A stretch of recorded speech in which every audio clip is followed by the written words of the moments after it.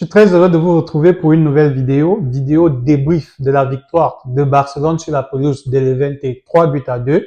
Bienvenue à vous, bienvenue également à ceux-là qui arriveront sur la chaîne pour la première fois.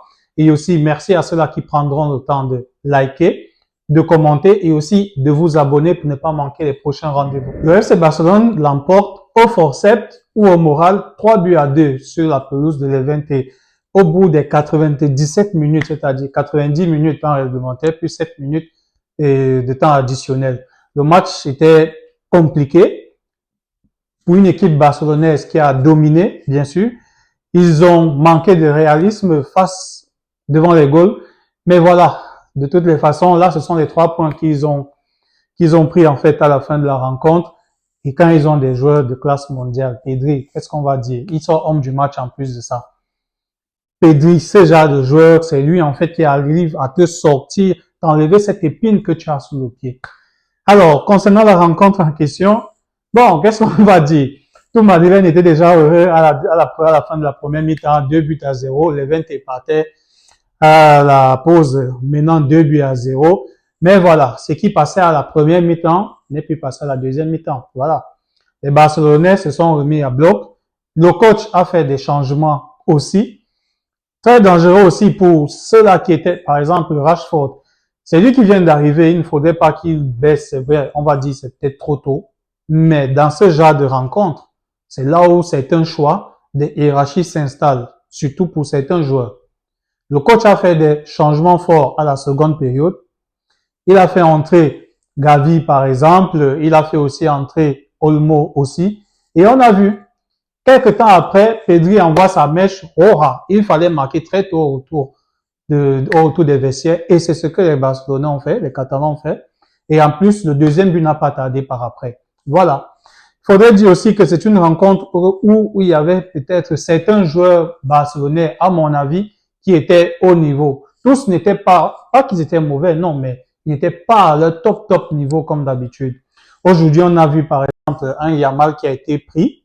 C'est vrai, il a souvent fait la différence. Il a essayé d'être passeur parce que ses débordements, tentatives d'envelopper au second poteau, il y avait carrément 2 joueurs sur lui durant toute la rencontre.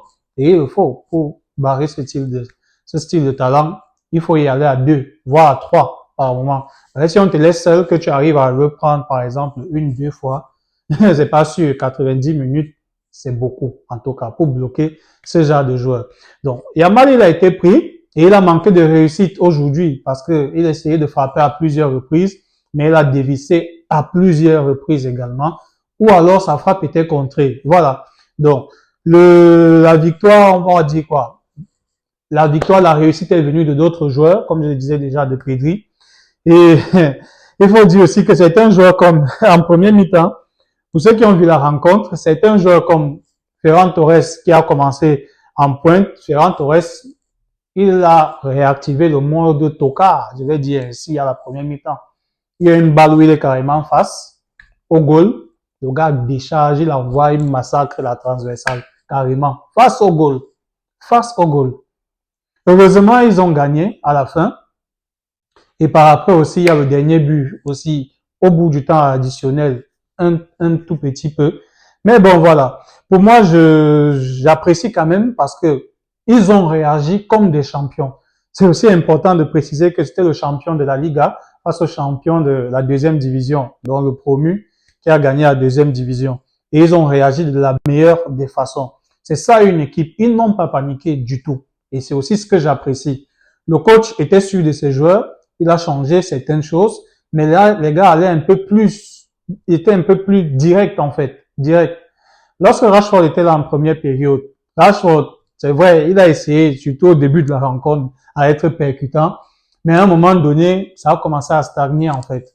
C'est-à-dire, on multiplie les phases de jeu, il prend, il essaie de déborder, il retourne, il donne et puis il refait. Voilà. Concernant la rencontre globale, on va pas dire que Barcelone a été mauvais, non. Pour moi, ils étaient bons, ils ont dominé. L'adversaire aussi, ils étaient bons, ils ont joué aussi leur coup à fond. Ils ont manqué de réalisme aussi parce que eux aussi, ils avaient des occasions de pouvoir claquer 1 ou 2 buts supplémentaires, surtout à la deuxième mi-temps. Mais voilà, je pense que en jouant, ils n'ont pas joué bas, je voulais dire en jouant bas, mais ils n'ont pas joué réellement bas. Parce que pour une équipe, on va pas dire qu'ils jouaient bas parce qu'ils allaient presser le gardien barcelonais à la première mi-temps, par exemple. C'est juste que jouer ainsi, à la longue, c'est fatigant. Donc, forcément, la deuxième mi-temps là, ils sortaient un peu moins parce qu'ils étaient paumés. Et à la fin de la rencontre aussi, ils lâchent parce que c'est pas évident de barrer, de suivre les phases de jeu. On vous balade de gauche à droite, ici et là. Donc, du coup, félicitations aux Barcelonais. Et j'ai l'impression que cette saison de Liga sera hyper difficile. Hyper difficile. Parce que je sais pas pour vous, hormis, par exemple, Levante qui a souffert parce qu'elle était dominée, c'était une équipe qui était dominée et tout. On voyait sur le visage de certains joueurs barcelonais qui étaient touchés physiquement. La fatigue, peut-être qu'il y avait de la chaleur aussi, je ne sais pas, mais je pense que oui. Mais on sentait aussi beaucoup de fatigue de toutes les façons. Nous sommes qu'à la deuxième journée. Et là, je me pose des questions. Barcelone, ils n'ont pas joué la Coupe du Monde des clubs. La saison vient de débuter et ils sont déjà ainsi. Pour nous, les Madrilènes, par exemple, on a eu un seul match de préparation. Ça va être comment? Ça va ressembler à quoi? Mais bon, là, vu qu'on parle de Barcelone, c'était une très bonne chose en tout cas. J'apprécie une fois de plus la réaction de l'équipe. La deuxième mi-temps avec les choix du coach, c'est ce qui est à féliciter. Et félicitations une fois de plus à cette équipe barcelonaise qui a mérité sa victoire. C'est vrai, maintenant, le penalty de Levante à la fin de la première mi-temps. Certains diront que les Barcelonais, surtout qu'il n'y ait pas penalty et tout, mais pour moi, il y avait penalty. À première vue, je disais également qu'il n'y avait pas. Parce que la main de Baldé était collée. Mais lorsqu'on revoit au ralenti, par exemple, la balle ne frappe pas là, mais elle frappe de ce côté, par exemple. Si elle frappe là et que le corps il est ainsi, ça c'est une faute. La main elle doit être comme ça et non comme ça. Donc, pour moi, il n'y a pas de scandale dessus. Et heureusement, ça ne va pas faire trop de bruit vu que les Barcelonais ont gagné. Parce que s'ils n'avaient pas gagné, on allait tout entendre, tout entendre. Mais de toutes les façons, bref. Le plus important, c'est qu'ils ont gagné. La deuxième victoire, ça fait le 12e match à l'extérieur qu'ils ne perdent pas. Consécutif pour les Catalans. C'est une très belle stat pour pouvoir donner le moral. Et c'est le genre de victoire également qui booste même un groupe pour pouvoir débuter la saison. Ça vous met donc dans votre saison concrètement. Donc, on attendra voir ce que Madrid va donner demain. Ça fait 6 points pour les Barcelonais. Et c'est un peu cette différence, en tout cas, qui est entre le Barça et puis Madrid. Barcelone, on sait, c'est une équipe, ils ont déjà leur jeu, ils ont déjà un collectif. Même s'ils ont eu de nouveaux joueurs, les joueurs s'intègrent, mais ils se sont intégrés très bien, de la meilleure façon. Côté Madrid, depuis l'année passée également, il n'y a pas. Et en plus, avec le nouveau coach qui vient avec une nouvelle façon, une nouvelle vision, ça n'arrive pas encore à prendre. Le premier match était un peu compliqué, même si on a dominé. À la différence que les Barcelonais, par exemple, eux, ils ont des occasions carrément dangereuses, c'est-à-dire des occasions de but. Les défenseurs contre la balle, le gardien enlève, ainsi de suite. Madrid, ils ont quelques occasions dangereuses, mais des situations dangereuses. Une situation dangereuse n'est pas une occasion dangereuse. C'est ça la différence. Donc, Madrid domine, mais il n'arrive pas à faire la différence et tout. On finit les matchs avec 1-0. Bref, de toutes les façons, c'est ce que j'avais à dire par rapport à la rencontre en question. Top, bien évidemment, je l'avais déjà dit. Pedri, Yamal également. Rafinha n'a pas fait un grand match aujourd'hui, pas du tout. On va parler de qui encore? Les défenseurs, bon, l'affaire de hors-jeu, défendre très haut, ligne hors-jeu de cette équipe barcelonaise, bon, l'année passée, ça les a grandement réussi. Cette année, ils remettent ça encore.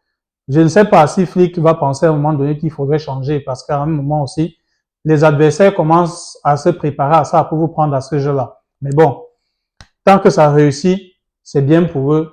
On espère en tout cas que les équipes comprendront pour essayer de les mettre en difficulté. Mais en attendant, la mayonnaise passe, la recette est toujours d'actualité. C'est une très belle victoire pour cette équipe barcelonaise. Donc les gars, n'hésitez pas à me dire en commentaire ce que vous avez apprécié de la rencontre par rapport également à mes analyses, ce que vous avez apprécié, ce que vous avez moins apprécié également, les points où j'aurais pu également approfondir selon vous.